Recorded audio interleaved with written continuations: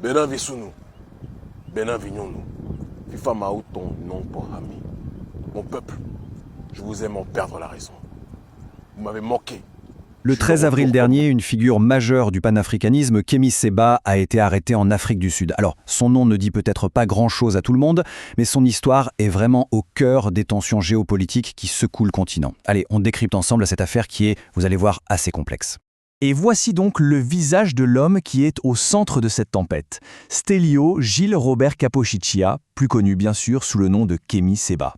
Son arrestation, ce n'est pas un simple fait divers, loin de là. C'est un vrai tournant dans un dossier judiciaire qui s'étend sur plusieurs continents. Tout ça s'est donc passé à Pretoria, la capitale administrative sud-africaine, un lieu et une date très précis qui ancrent cette affaire dans une réalité bien tangible. On est loin des polémiques virtuelles qu'on voit souvent sur les réseaux sociaux. Alors comment cette arrestation s'est-elle déroulée exactement? Il faut tout de suite oublier l'idée d'un simple contrôle de routine.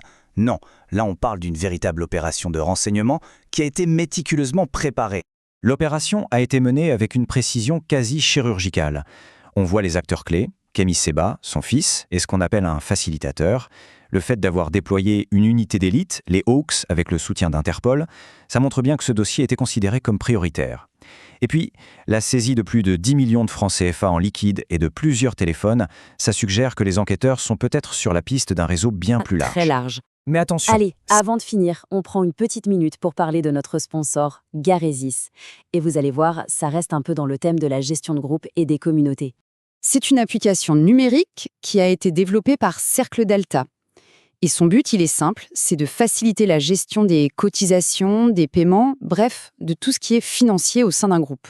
Que ce soit pour des tontines, des groupes de microfinance, des associations, Garesis a été conçu pour s'adapter. On voit bien que l'interface est pensée pour être simple, que ce soit sur un téléphone ou sur un ordinateur. Et voilà un aperçu du tableau de bord. C'est assez parlant, on a une vue d'ensemble super claire avec les stats du jour, le total des cotisations, le nombre de clients. Tout est là pour permettre aux organisations de piloter leurs finances très facilement. Voilà, si ça peut être utile, pour en savoir plus ou pour obtenir l'application, tout se passe sur leur site www.cercledelta.com. plus large. Mais attention, Et voilà, cette arrestation en Afrique du Sud, ce n'est que la partie émergée de l'iceberg. Kémy Séba fait face à un double front judiciaire à la fois local et international. Et c'est là que l'affaire prend une toute autre dimension. Il y a donc deux dossiers bien distincts. D'un côté, l'Afrique du Sud l'accuse d'avoir voulu préparer un passage clandestin vers le Zimbabwe, et de l'autre, des accusations beaucoup plus lourdes portées par le Bénin, son pays d'origine. C'est d'ailleurs ça le véritable moteur du mandat d'arrêt international.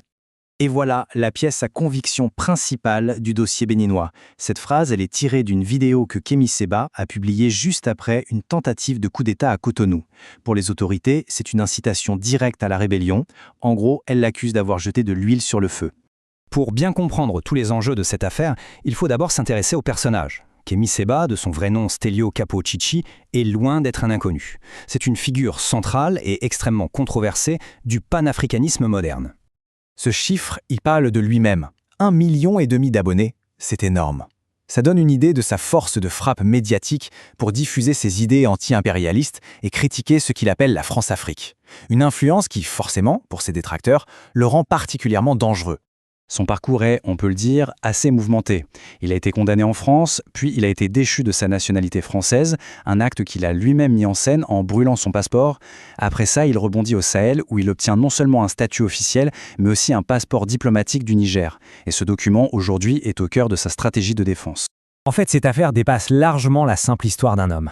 Elle s'inscrit dans un jeu d'alliances et de tensions beaucoup plus vaste, qui est vraiment symptomatique des profonds réalignements géopolitiques en cours sur le continent africain. Chaque acteur dans ce jeu a son propre agenda, bien sûr. Séba se voit en combattant anti-impérialiste. La France le considère comme un agent d'influence russe. Les États du Sahel lui offrent une tribune et une protection. Et le Bénin? Eh bien, le Bénin le perçoit comme une menace à sa sécurité nationale, surtout dans le contexte tendu qui a suivi la large victoire annoncée de Romuald Vadani à la dernière élection présidentielle. La question est donc sur toutes les lèvres, quelle est la suite ? L'affaire entre dans une phase juridique qui est absolument cruciale et honnêtement, l'issue est plus incertaine que jamais.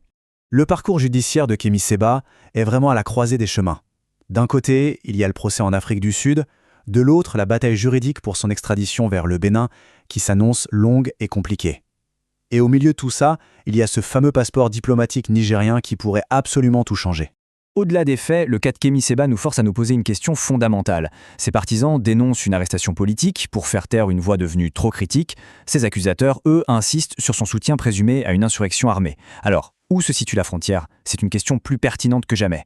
Bref, cette affaire est loin, très loin d'être terminée et on continuera bien sûr à la suivre de près. D'ailleurs, un grand merci à nos nouveaux abonnés qui nous ont rejoints récemment, Issiakou Ramanou, Brigitte Amaxon et Simène Bou. Votre soutien est vraiment essentiel.